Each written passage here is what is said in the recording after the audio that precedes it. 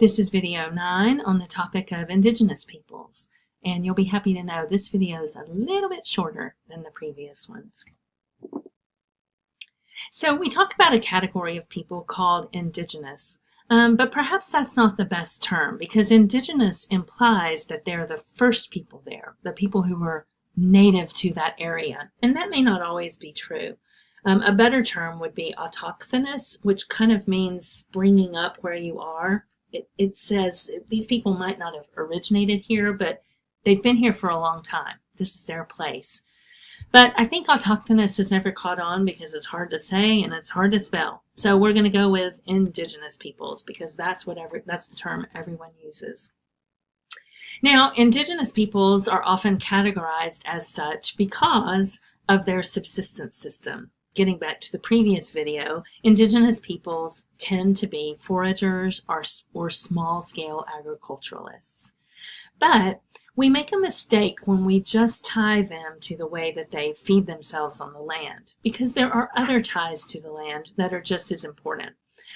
Cultural ties to the land, memory ties, religious ties. A group of people may feel that their entire religious belief system is contained within a particular piece of forest, is where the very trees and plants and animals are inhabited by spirits.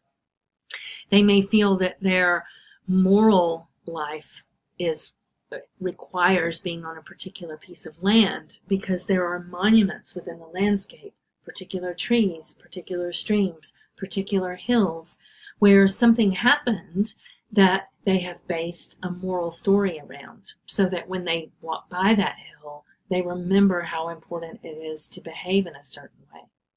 So it's not just a matter of taking Indigenous people and saying, well, as long as they can feed themselves, they can be on any patch of land. They're tied to their land, not only because of subsistence, but for lots of other reasons as well. Indigenous peoples has become a political term, a term of resistance, in much the same way that, for example, African Americans have taken back the term black and put a capital B at the beginning of it to say, we're not going to let you call us black. We are going to resist categories by reclaiming the category of black. Same thing with the word queer, which when I was growing up was an insult, but has now been taken back and given, power and resistance through the use of it by people who identify as queer. So Indigenous peoples were often sort of dismissed as, they're just Indigenous peoples. But now this is becoming a political term, a resistance term. And that particularly happened around a UN declaration in 2007 on the rights of Indigenous peoples that tried to lay out a definition of Indigenous peoples and the rights they should be afforded in their home countries. Anthropologists have been deeply involved in Indigenous peoples' issues and movements because anthropologists traditionally have studied foragers and small-scale agriculturalists. So they've been heavily involved in their research with Indigenous peoples and have advocated for them in many ways. So there are a couple of different roles of anthropologists we can talk about. The first is what's commonly called cultural survival. And this involves anthropologists who are very much concerned that particular Indigenous groups are disappearing. In large part, they're disappearing because their language disappears. So if you're, for example, a group of Indians in Amazonia, when you send your kids to school, they're probably not going to get to go to school in their own native language. They're going to be taught Spanish. And so as, their economic future is dependent on their learning and speaking Spanish well, they may not ever learn their native language. So as this happens over time, languages are dying out. And since languages are so integral to culture, that can lead to the death of culture as well. So anthropologists may be involved in trying to make sure language continues to be taught, culture continues to be practiced, that this group of people can survive into the future. We're losing Indigenous groups and Indigenous languages very rapidly today. It's a big concern.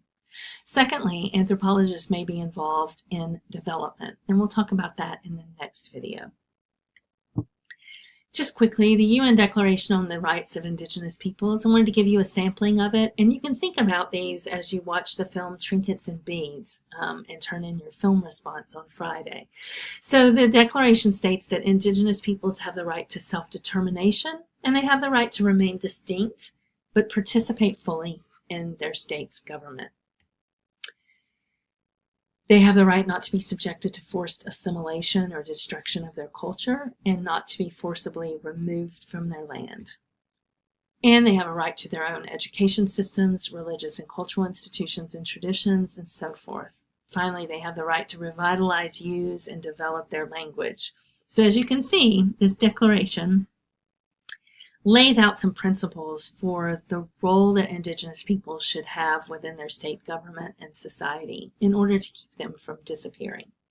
Of course, UN declarations have no teeth. They're just a nice set of principles that the UN hopes countries will sign on to and agree to carry out. And it often doesn't happen that way. But the point of this is just to mention that now, so Indigenous peoples were living in all different places around the world, sort of marginalized, very small groups compared to the larger population. And now this UN declaration and lots of other actions and events have allowed them to see themselves as one group of people, Indigenous peoples who share a certain set of vulnerabilities and a certain set of rights and a certain set of principles on which they can base some kind of movement within their own country to secure their rights and their future.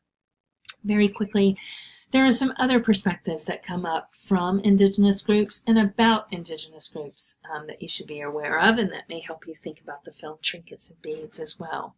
The first is quote-unquote modernity. So people will say, you know what, this is the modern world, not a lot of time and space left for people to forage in the savannah. It's just time to modernize and become like everyone else.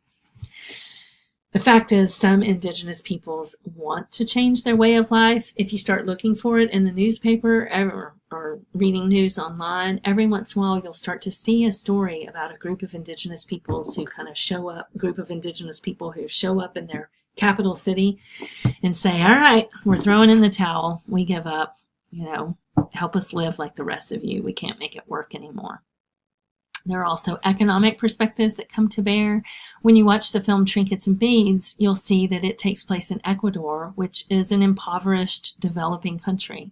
So often Indigenous peoples live on very valuable land that can be exploited for natural resources, or that can just provide space for housing, for the expansion of cities, so forth and so on.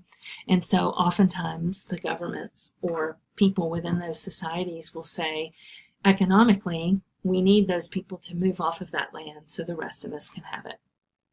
And the final perspective is a conservationist one. Ironically, Indigenous peoples tend to be very light on the land. They don't overuse and overexploit resources.